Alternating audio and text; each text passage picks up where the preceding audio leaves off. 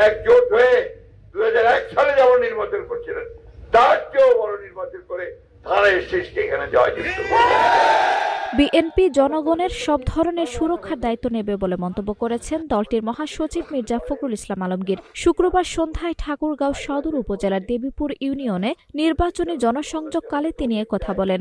মির্জা ফখরুল বলেন, 1971 সালে যারা কাঁধে কাঁধ মিলিয়ে যুদ্ধ করেছিলেন তাদের পক্ষ থেকেই তিনি দৃঢ়ভাবে বলতে পারেন জনগণের নিরাপত্তার দায়িত্ব বিএনপি গ্রহণ করবে। নির্বাচিত হলে জনগণকে নিরাশ করবেন না বলেও আশ্বাস দেন তিনি। তিনি আরও বলেন, ঠাকুরগাঁওয়ের মানুষ মূলত কৃষি নির্ভর, অথচ এখানে পানির সংকট প্রকট।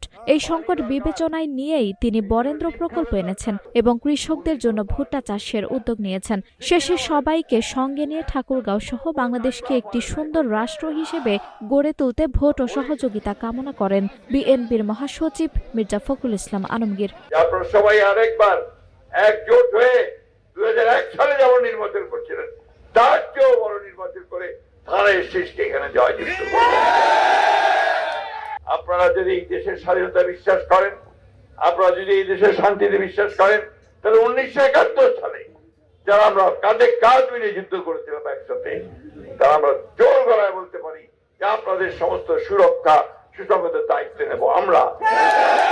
নির্বাচিত যদি হই, আমি আপনাদের এই আমাদের দেবীপুরের যতগুলো অসমাপ্ত কাজ আছে, নতুন কাজ আছে, ইনশাআল্লাহ সমস্ত কাজগুলোকে সবচেয়ে বেশি অগ্রাধিকার নির্বাচনে আমাদেরকে জয়লাভ করতে হবে।